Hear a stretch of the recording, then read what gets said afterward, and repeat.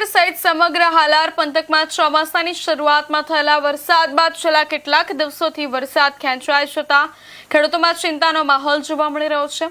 ભીમ અગિયારસ સુધી સારો વરસાદ થવાની ખેડૂતોમાં આશા હતી, પરંતુ આ વર્ષે ભીમ અગિયારસના દિવસે પણ મેઘરાજા મહેર ન કરતા નિરાશા વ્યાપી છે। ખેડૂતોએ પહેલાથી જ કપાસ, મગફળી, સોયાબીન, વિવિધ શાકભાજી તેમજ ઢોર માટેના ઘાસચારાની વાવણી પૂર્ણ કરી દીધી છે।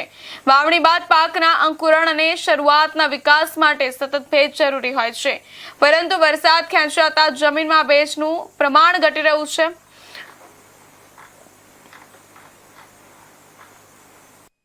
જામનગર જિલ્લાના જામનગર તાલુકાના ધુવાઉના ખાતેદાર ખેડૂત તરીકે આજે હું એક ખેડૂતના વ્યથા વ્યક્ત કરું તો અમે ગયા વર્ષે 22 તારીખે વરસાદ થઈ ગયો તો એના અનુસંધાને અમે આશા રાખી અને વાવેતર કરી નાખ્યા। હવે વાવેતરમાં અમે કપાસ, સોયાબીન, મગફળી આ છે એવા નાના શાકભાજી છે, આ બધા તમામ ખેડૂતોએ વાવેતર આ કરી નાખેલા છે। હવે વરસાદ ખેંચાણો છે, આ વર્ષે વરસાદ ખેંચાવાથી અમારો પાક ફેલ જાય એવી શક્યતા છે।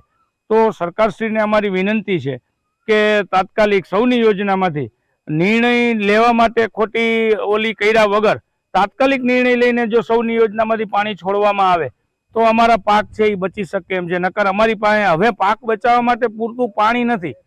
સરકાર દ્વારા જો સૌની યોજનાથી પાણી દેવામાં આવે તો અમારા પાક બચી શકે એમ છે।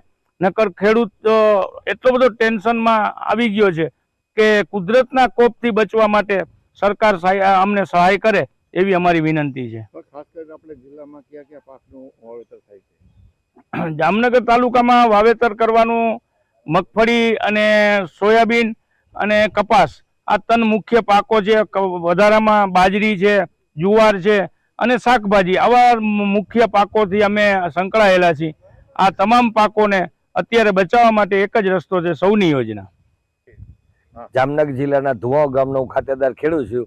અત્યારે અમારે કપાસ, સોયાબીન, મગફળીના વાવેતર થઈ ચૂક્યા છે। ગત 22 તારીખે 6ઠા મહિના વરસાદ થઈ ગયો, એને આધારે અમને હતું કે ખેડૂતને કે વરસાદ વહેલો થઈ જશે, એટલે અમે કૂવાના પાણી સિંચાઈ કરીને પાણી વારીને બધે ફસલ ઉગાડી દીધી છે। અત્યારે મગફળી બધું એવું થઈ ગયું છે, તો અત્યારે વરસાદ ખેંચાતા અમારા પાકને હવે બસવાની કોઈ શક્યતા સરકારશ્રીને અમારી અપીલ છે કે સૌની યોજનામાંથી નદી, તળાવ કે ડેમ ભરી દઈએ તો 8 દિવસની અંદર અમારો પાક બચી જાય કે સંપૂર્ણ અમારો પાક નિષ્ફળ થવાની શક્યતા છે, એવી શક્યતા છે। સરકારશ્રીને અમારી